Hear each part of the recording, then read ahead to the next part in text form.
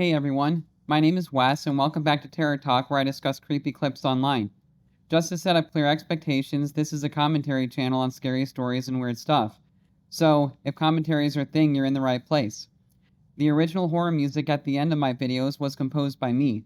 Now, let's get into it and have some fun. South Carolina, 2012. A woman living with her 5 children began to notice strange things around the house. She had just ended a long and rocky relationship with a man who had a history of erratic behavior, including multiple stints in jail. But she had moved on and tried to rebuild her life, focusing on her kids and her home. One night, as she lay in bed, she noticed something odd. Nails from the ceiling began to push downward. It looked as if someone were trying to remove them from above. She heard scratching and faint thumps, and what she thought was whispering. She dismissed it at first as stress or imagination, but then things escalated. Yeah, I haven't watched this video yet so far, and the first thing that is coming to my head is, oh, is it the guy that she just broke up with? Let me know in the comments below if you think that could be happening, because I feel like a lot in these stories of frogging, people just chalk it up to their imagination.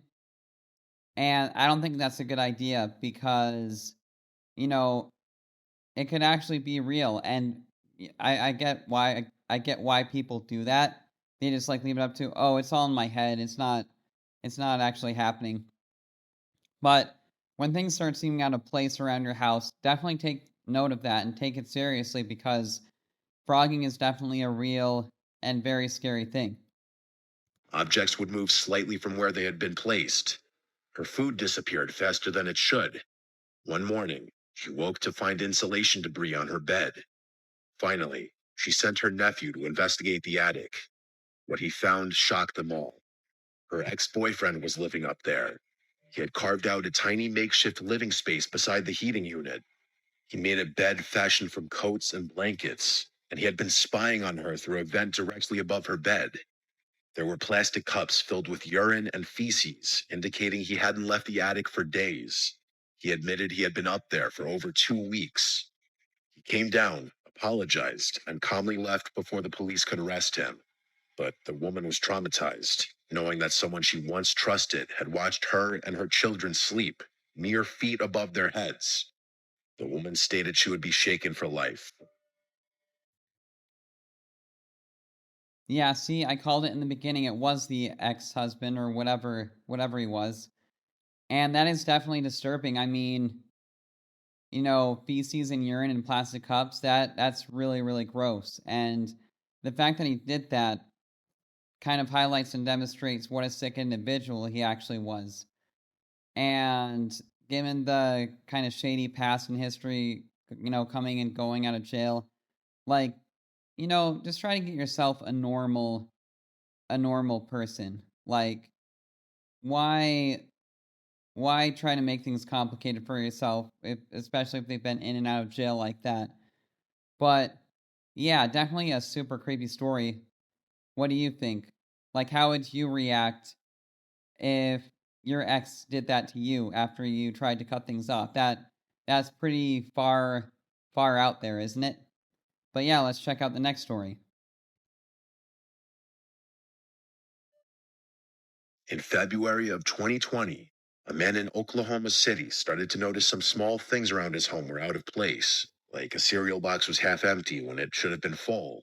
The back door was unlocked one morning. The thermostat was changed in the night. His first thought was a memory lapse, then maybe an animal or even a prank by a neighbor.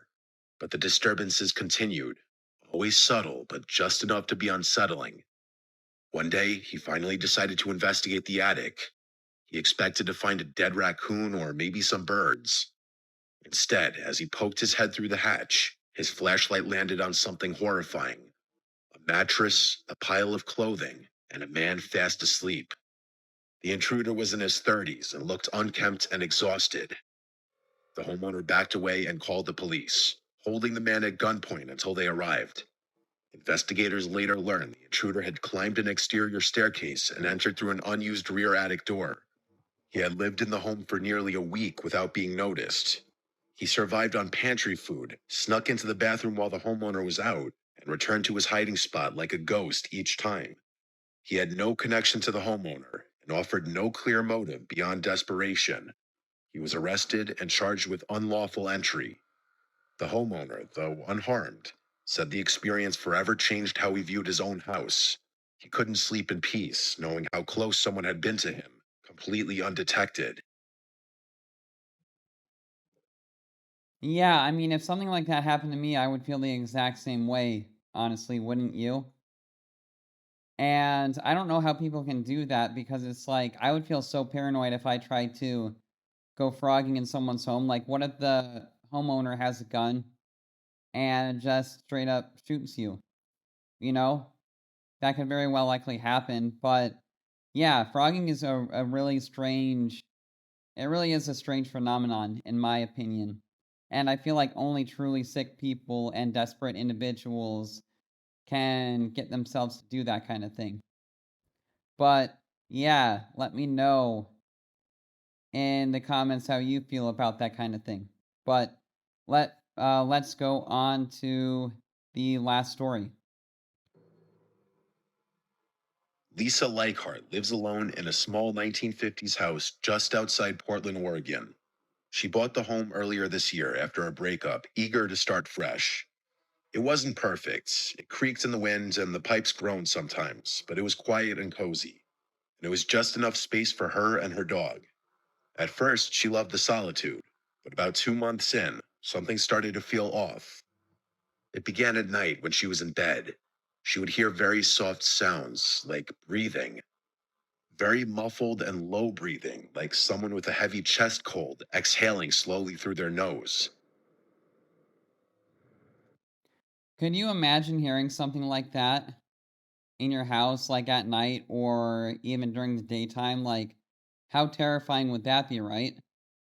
Like, what would you do in that instance? Let me know in the comments below. I'm not sure what I would do, but I know internally I would be freaking out because hearing kind of like a breathing sound like that, oh, that just thinking about that is terrifying. And the thing was, it always seemed to come from the same spot, the wall directly beside her bed. She even moved her nightstand to see if maybe it was a vent or something.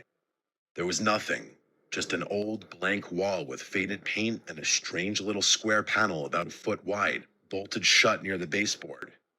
It didn't seem important, maybe an old utility hatch, but the breathing kept happening. Then came the other sounds. Late at night, usually between 2 and 4 a.m., she would hear quiet tapping, like fingers tapping on wood. One night, she was lying still, staring at the ceiling, when she heard a whisper. She couldn't make out the words, but it came from inside the wall. That was the first time she left the house in the middle of the night to stay at a friend's place.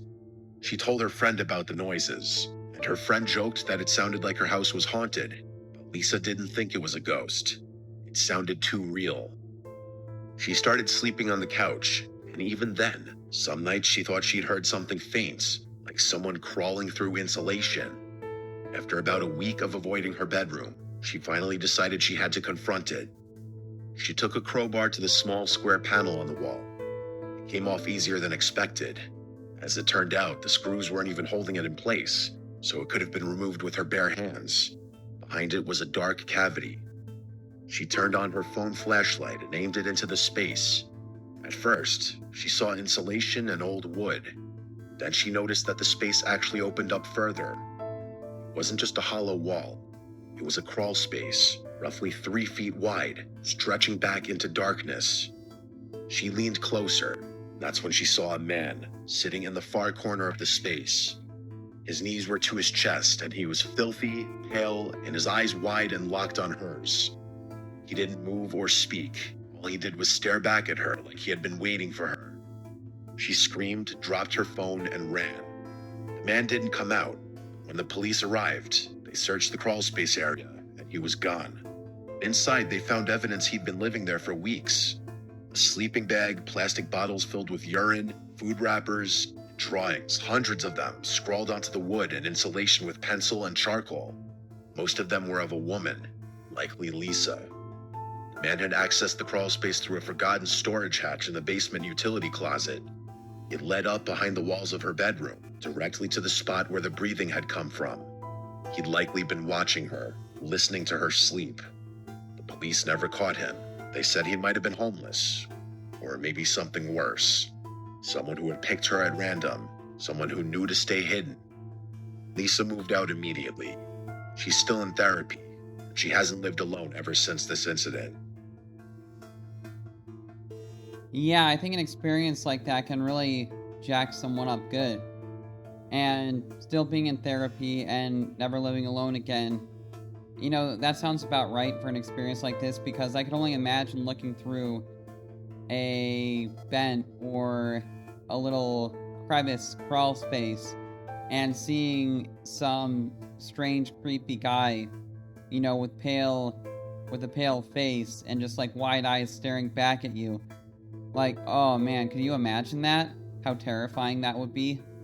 That would be just like spine tingling. That's like spine tingling, bone chilling horror right there. But yeah, I thought these stories were really good, and I hope you enjoyed my commentary and the music, and I will see you in the next video.